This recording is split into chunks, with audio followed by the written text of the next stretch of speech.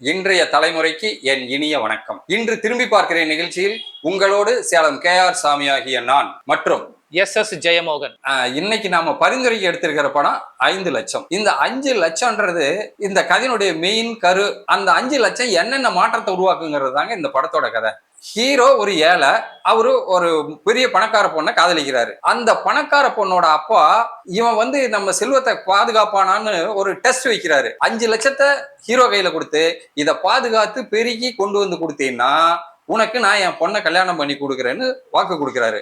அதே சமயத்தில் இதே 5 லட்சம் இன்னொரு இடத்துல எப்படி வேலை செய்யுதுன்னா, இந்த ஹீரோவோட தங்கச்சி ஒரு ஜமீன்தாரோட பையனை காதலிக்கிறார். அந்த பையன் இவளை கல்யாணம் பண்ணிக்கணும்னா அந்த ஜமீனுக்கு இவங்க 5 லட்சம் ரூபாய் கொடுக்கணும். அந்த 5 லட்சம் கொடுத்தாதான் கல்யாணம்னு அவரு கண்டிஷன் போடுறாரு. அப்போ இந்த 5 லட்சம் பல மடங்கா பெருகுதா, ஹீரோவும் ஹீரோயினுக்கும் கல்யாணம் நடக்குதா, அந்த ஹீரோவோட தங்கச்சிக்கும் ஜமீன் பையனுக்கும் கல்யாணம் நடக்குதாங்கிறது தான் இதனுடைய கதை. இவ்வளவு இருந்தாலும் இது ஒரு முழு நீள நகைச்சுவை சித்திரங்க. இந்த 5 லட்சத்தை வச்சு ஒவ்வொருத்தரும் ஓடிட்டு இருந்தாலும் இந்த படத்துல நிறைய மர்மங்கள் இருக்கு, திருப்பங்கள் இருக்கு, படம் முழுக்க நகைச்சுவை இருக்கு. இன்னைக்கு இருக்கிற இளைஞர்களுக்கு கண்டிப்பா பிடிக்குங்க. 1969 வந்த பிளாக் அண்ட் ஒயிட் படம். இந்த படத்துல யார் யார் நடிச்சிருக்காங்கன்னு பார்க்கலாம். இதுல ஜெமினி கணேசன், அபிநய சரஸ்வதி, சரோஜா தேவி நடிச்சிருக்காங்க.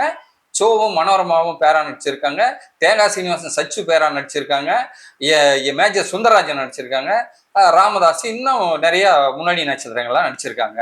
நடிகர் அசோகனும் அதுல இருக்காரு. ஆமா சார், நான் ரொம்ப மறந்துட்டேன். அசோகன் சரி சார், அன்னைக்கே அவரு வில்லனா மட்டும் இல்ல, காமெடினாவும் ஸ்பெஷாலிட்டி அதுதான் சார். சோவும் மனோரமாவும் அந்த காமெடி ஒரு வித்தியாசமான காமெடி. நாயை வச்சு 2 பேரும் லவ் பண்ணுவாங்க. நாய் தான் அவங்களுக்கு மீடியேட்டர். ரெண்டாவது 1967 கே பாலச்சந்திரன் அவர்கள், ஸ்ரீதர் அவர்கள், இவங்களுக்கு மத்தியில இந்த படத்தினுடைய இயக்குனர் ஜி ராமகிருஷ்ணன் ஜெயிச்சு காட்டியிருக்காரு. அது மிகப்பெரிய இந்த படத்துல இந்த இன்சூரன்ஸ பத்தி மையப்படுத்தி சொல்லுவாங்க. அதை கவனிச்சீங்களா? கரெக்ட். அந்த ஹீரோ 30 லட்சம் ரூபாய் ப்ராப்பர்ட்டி 20 லட்சத்துக்கு வாங்குவாரு. 20 லட்சத்துக்கு வாங்கி அதை 30 லட்சத்துக்கு இன்சூர் பண்ணுவாரு. ஆமா, அது வில்லன்க அதை எரிச்சிருவாங்க. அப்ப அந்த இன்சூரன்ஸ் பணம் வந்துதான் இவரை காப்பாத்தும். தன்னுடைய மையமா நான் என்ன நினைக்கிறேன்னா, அவர் மாமனார் சரோஜா தேவியோட அப்பாவா நடிக்கிற சுந்தரராஜன் கேப்பார்ல, உனக்கு வீடு இருக்கா, சொத்து இருக்கா, உனக்கு பெரிய அந்தஸ்து இருக்கா, எல்லாமே நோன்னு சொல்றாங்க. ஆனாலும் அந்த ஹீரோ பாசிட்டிவா எடுத்துட்டு எஸ்ன்னு சொல்ல வச்சிடுறாரு. ஒரு 6 மாசத்துக்குள்ளேயே அவருடைய பணத்தை பெருக்கி காட்டுறாரு, உண்மையாக்கி காட்டுறாரு. அவருடைய புத்திசாலித்தனத்தினால அவர் நிரூபிச்சு காட்டுறாரு. அந்த சவாலை ஏத்திட்டு போறாரு. அது ரெண்டாவது நீங்க நம்ம இப்ப பேசின மாதிரி அந்த இன்சூரன்ஸ், இன்வெஸ்ட்மெண்ட், இந்த மாதிரியான விஷயங்கள்லாம் கத்து கொடுக்கறது 54 வருஷத்துக்கு முன்னாடி ஒரு விழிப்புணர்வு எடுத்துட்டு போயிருக்காங்க. அது ஒரு மிகப்பெரிய ஒரு விஷயம். கண்டிப்பா சார். இந்த படத்துல 6 பாட்டு சார். மொத்தம் எல்லா பாட்டும் இனிமையா தான் இருக்கு. இருந்தாலும் ஒரு 3 பாட்டு நம்ம மனசுல நிக்கிற மாதிரி 3 பாடல்கள். அதுல காதலுக்கு ஒரு காலேஜ் ஹோய் ஹோய்ன்னு ஒரு பாட்டும், நான் பாடிய முதல் பாட்டுன்னு ஒரு பாட்டும், ஆசைப்பட்டது நான் அல்ல மனசு பாடிய முதல் பாட்டு அந்த பாட்டும், ஆசைப்பட்டது நான் அல்ல என் மனதுன்னு இந்த 3 பாடல்களும் கேட்டுக்கிட்டே இருக்கலாம் சார். ரொம்ப நல்லா இருக்கும். அப்புறம் இதுல சில வசனங்கள் சார், ஐயோ என்னமா இருக்கு தெரியுங்களா? ஹீரோ சொல்லுவான், டேய் உலகத்திலேயே பணம் தான் பெருசுன்னு நினைக்கிறாங்களே, இந்த பணத்தை நான் ஃபுட்பாலா விளையாண்டு காட்டுறேன்னுமா. அப்போ நண்பன் சொல்லுவாரு, ஃபுட்பாலா விளையாடாத, இதை நாம வாலிபாலா விளையாண்டு போட்டு பிடிக்கலாம் அப்படின்னுவான்.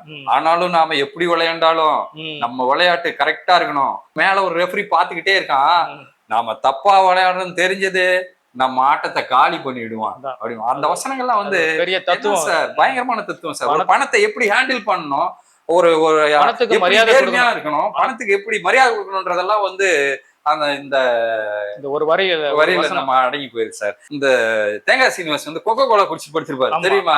அப்போ அவங்க அப்பா கேட்பாரு, ஏண்டா நீ ஏண்டா அப்படின்னா, நான் தேவதாஸ் மாதிரி ஆயிட்டேன்னு. அந்த தேவதாஸ் கொக்கோ கோலா வாடா குடிச்சிருந்தேன்னா அது அந்த காலம். இந்த காலத்துல கொக்கோ கோலா தான் கிடைக்குது. இப்ப மது விலக்கு இருக்குதுன்னா கொக்கோ கோலா தான் கிடைக்கும் சார். என்ன சார், அந்த காலத்துல எவ்வளவு பிரில்லியண்டா யோசனை. ரெண்டாவது இப்போ நான் இப்படி யோசிக்கிறது, இப்போ 1954 வருஷம், 1969 வந்த படம், இப்ப நம்ம 2024 இருக்கோம், 54 வருஷம். ஒரு படம் பார்க்கும்போது அந்த காலகட்டத்தினுடைய வரலாறையும் நம்ம தெரிஞ்சுக்கிறோம். கண்டிப்பா. இப்ப நீங்க சொன்ன மாதிரி கொக்கோ அந்த டைம்ல மது விலக்கு இருந்திருக்கு. படத்தை பார்க்கும்போது அந்த காலகட்டத்துக்கு நம்மையும் அறியாம நம்ம போறோம். நான் ஒரு பேட்டியில கவனிக்கும் போது, சினிமான்றது படித்தவர்கள், பட்டதாரிகள் எல்லாம் உள்ள வர்றாங்க.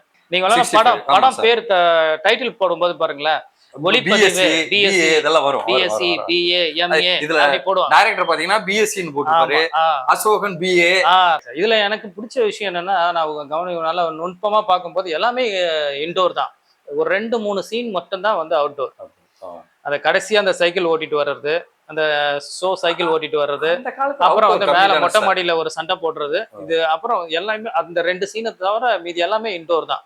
ஈவன் சரோஜா தேவி ஃபர்ஸ்ட் இன்ட்ரடக்ஷன்ல வந்து ரயில்வே ஸ்டேஷன்ல இருந்து இறங்கி வர்றது, அந்த இது ரயில்வே ஸ்டேஷனே வந்து ஒரு செட் மாதிரி போட்டிருப்பாங்க.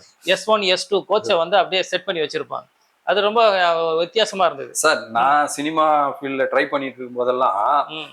அங்க SR அப்படின்னு போட்டு ரயில்வே கோச்சே உள்ள வச்சிருப்பாங்க சார். ம். நான் விஜயவாணியில அதை நான் பார்த்திருக்கேன். சரி, அந்த சரி. ம். ஒரு கோச் ஒரு பெட்டி வச்சிருப்பாங்க. அந்த ட்ரெயின் மூவ் ஆகுதுன்னா இந்த பக்கம் அந்த பக்கம் கயிறு கட்டி முன்னாடி முன்னாடி இப்படி இப்படி இப்படி இழுப்பாங்க. அந்த ஷூட்டிங் பண்ணும்போது ம். பின்னாடி சைடுல வந்து அந்த மரம் எல்லாம் ஓடுற மாதிரி கூடிப்பட்ட காலகட்டத்துல அது பார்த்தா அன்னைக்கு வந்து ஒரிஜினல் ட்ரெயின் மாதிரி இருக்கும். ஏன்னா அன்னைக்கு ட்ரெயினை பார்த்தவங்களே கம்மி தானே ஜனங்க. ம். ட்ரெயின்ல பயணம் பண்ணவங்க கம்மி. ட்ரெயின் அன்னைக்கெல்லாம் நமக்கு என்ன சார், ம். சைக்கிள் ரிக்ஷா, சிட்டினா ரிக்ஷா, கிராமம்னா மாட்டு வண்டி, இப்படி ஓடிக்கிட்டு காலகட்டத்துல ட்ரெயின் எல்லாம் ஒரு அதிசயம். அதனால ம். இளைஞர்கள் வந்து ஒரு சமுதாயத்துல வந்து நல்ல கருத்துக்களை தெரிஞ்சுக்கணும்னா இந்த மாதிரி பழைய படங்களை பார்க்கணும் சார். அதான் இந்த அதாவது மாதிரி நகைச்சுவை கலந்த படத்துக்கு எப்பயுமே ஒரு மரியாதை மரியாதையும் உண்டு, ஒரு மரியாதை உண்டு. ஒரு அது இன்னைக்கும் உண்டு, அன்னைக்கும் உண்டு. நீங்க எல்லா படமும் பாருங்க, நான் வேண்டான்னு சொல்ல. ஆனாலும் கொஞ்ச நேரத்தை ஒதுக்குங்க. இந்த மாதிரி ஒரு பழைய படம் ஒரு மாசத்துக்கு ஒரு படமாவது பாருங்க. இந்த கதை சொல்ற மாறல் நமக்கு என்னன்னா, ஒரு மனுஷன் வெற்றிக்கு நேர்மையாவும் உண்மையாவும் விடாமுயற்சியா ஓடிட்டு இருந்தா அவன் கண்டிப்பா வாழ்க்கையில வெற்றி பெறலான்றதான் இந்த கதையோட சாராம்சம். இந்த வார பரிந்துரை முடிகிறது. அடுத்த வாரம் ஒரு நல்ல படத்துடன் உங்களை சந்திக்க வருவது சேலம் KR சாமி மற்றும் SS ஜெயமோகன். மறக்காம எங்களுடைய இந்த சேனலை லைக் பண்ணுங்க, ஷேர் பண்ணுங்க, சப்ஸ்கிரைப் பண்ணுங்க. நன்றி.